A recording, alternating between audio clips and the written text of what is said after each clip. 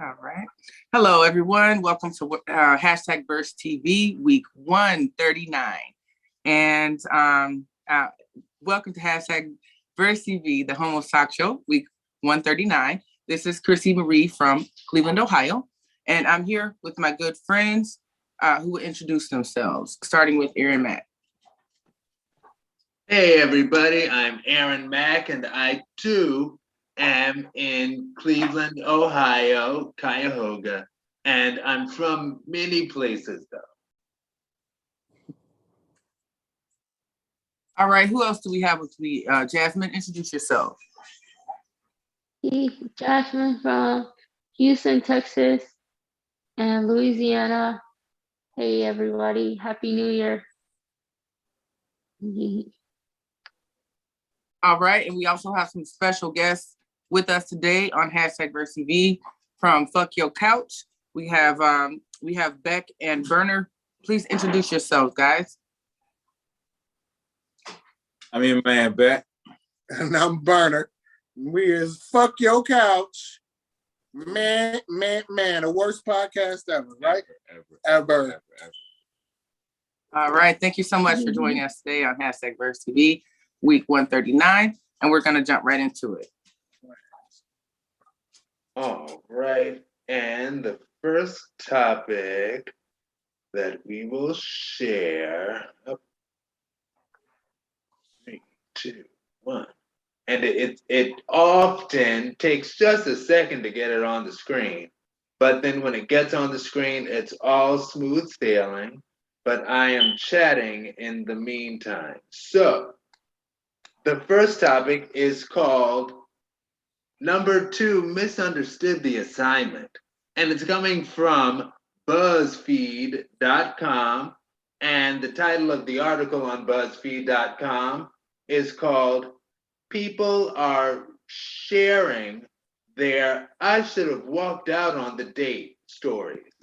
Now, a woman recounts a date with a man that she met at the Magic Game Shop, and on the date, she went to the bathroom and he stood outside of the bathroom door and did an awful impression of the Joker laugh while saying he'd been waiting for someone like me, and other extremely creepy phrases about how I was perfect for him.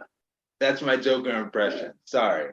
And her post-bathroom exit was so absolutely awkward, riddled with her saying several different versions of, "Oh, wow, that's a great Joker impression," and him continuing to speak like the Joker. It was the longest, most tense, fearful walk down the stairs, and she left shortly after that. And she said it still tortures her. Now, Aaron Mack connected with this because he, too, may push a corny joke too far. For him, at the point of, quote, too far, end quote, is when it reaches the zenith of its humor. Now, this dater guy clearly misread the signs and misunderstood the assignment. What are signs that you use to know if a date is not into you, and why?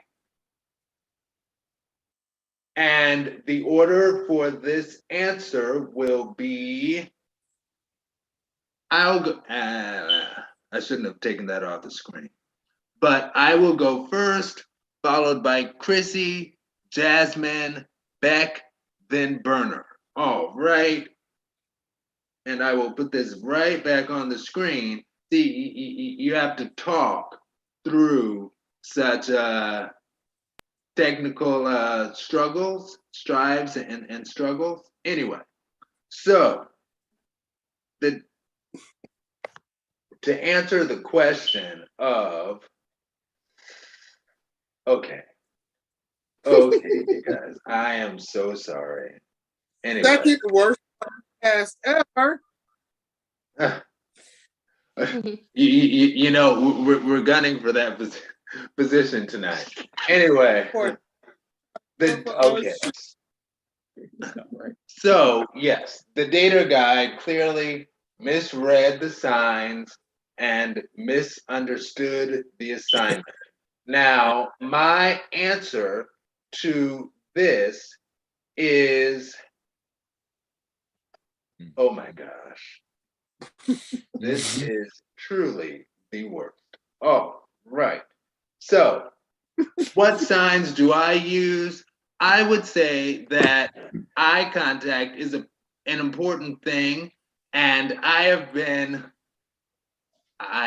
so honest with everyone, but I have been on many dates where the guy won't give the necessary eye contact, and that's kind of a sign that they're just not that into you, you know, if they can't give you eye contact. Now they might also just be corny, like I can be corny, but that's one of the things that I use. And I reveal in part 2 of our discussion tonight how important eye contact is for me and being an eye man. And it's like the windows to the soul, you know. And I remember a date that I paid for both of us, and this is part of the reason that I don't pay on first dates. I always say let's Dutch treat, but very rarely in my history have I paid on the first date for both people. And that always ended up that the first date was the last date. And this guy was no exception to it. He was not into me, he was not making eye contact, but he was so gorgeous that I really wanted it to work. So I thought there might be something there. And anyway, I've spoken enough. Go ahead, ChrisSEE, you're next. I would have to say the same thing with the eye contact. That and body language. And I mean, I guess those would be the main things that would, like, if their attention is everywhere else except for right there, right then and there, like they can't separate or actually appreciate that time that's set aside just specifically for that event. That's a big red flag for me.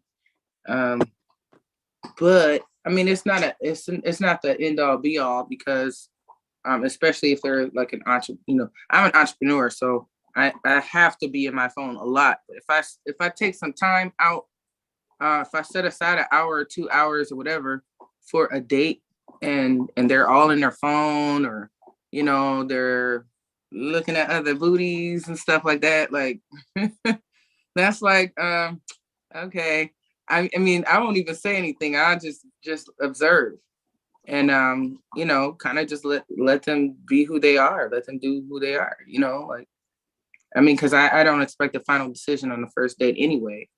But the whole point is to get to know somebody, and if you're preoccupied, then that's not going to happen. That's way down. So that's my answer.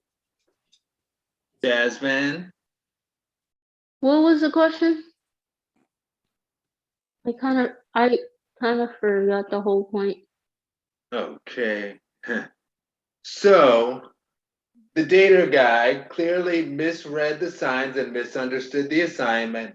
What are signs that you use to know that a date is going south?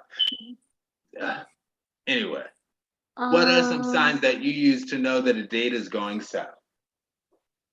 The signs that I guess when somebody's acting like not that into whatever is going on, everybody have that with something. Like you when you don't want something to happen to you that's happening or be in a situation, you have certain signs that you don't wanna be there or do that thing. You're giving that off, the gestures like that. That's all I would say. All right. And were you done, Jasmine? Yes, and then All right. And Beck? I'm not sure what it is, and I'm not trying to be conceited or nothing, but I don't really typically have dating issues. I was gonna say the same thing. Things that have happened in the past, but I typically I don't know, I go real slow and I get to know a person before I actually agree to put myself in a position in public with them.